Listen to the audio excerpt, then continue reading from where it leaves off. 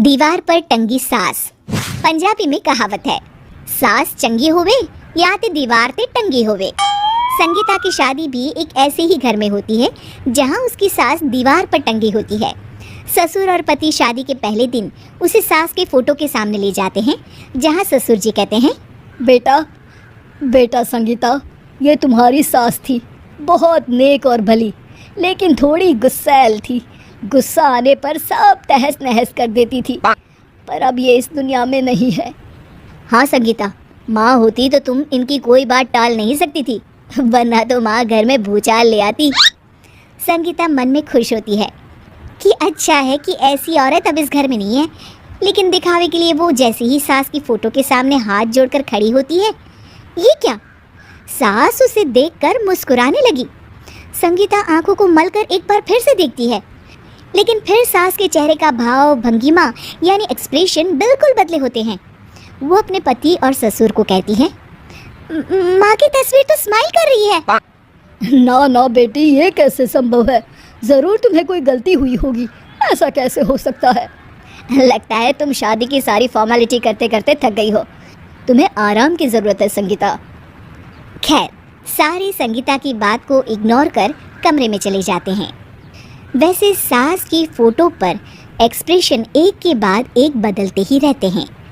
सुबह होती है, पति और ससुर को काम पर भेजकर संगीता कमरे की सफाई करने में लग जाती है कि तभी उसे आवाज़ आती है, टेबल ठीक से साफ करो। ऐसे भी कोई टेबल साफ करता है? इससे अच्छा तो ये गंदा ही था। किसी औरत की आवाज़ सुन संगीता दंग रह जाती है और सोचने लगती है कि आवाज़ कहाँ से आई। आवाज़ को नज़रअंदाज कर वो फिर से अपना काम करना शुरू करती है, लेकिन इस बार तो आवाज़ बिल्कुल उसके कान के पास से आती है।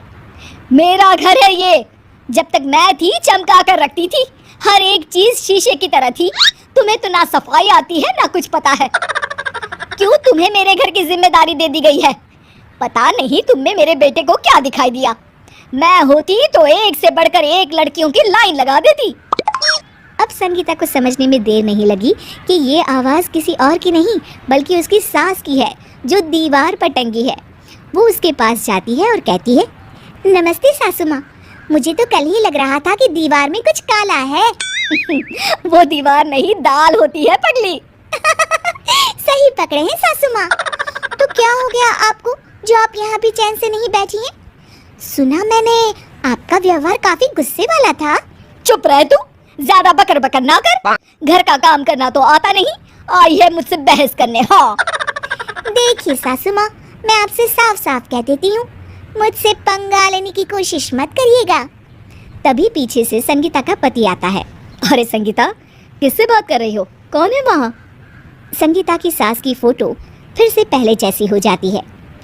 आपकी माँ से कह रही थी कि मुझे काम करना आता। अरे संगीता, माना सास के ताने हर बहू को अच्छे लगते हैं, लेकिन यहाँ तो माँ है ही नहीं, तुम तो फोटो से ही।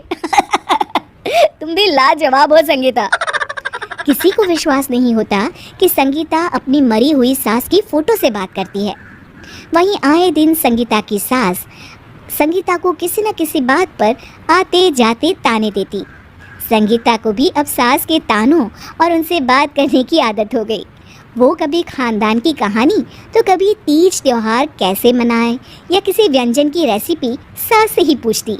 सारा दिन घर में अकेली संगीता की सास अब उसके लिए तानों के साथ पक्की साथी की तरह भी रहने लगी थी, जो किसी और को नहीं बल्कि संगीता को ही सुनाई देती। तो देखा आपने, सास बहू का रिश्ता हर रिश्ते से ऊपर होता है, फिर चाहे वो खट्टा हो या मीठा।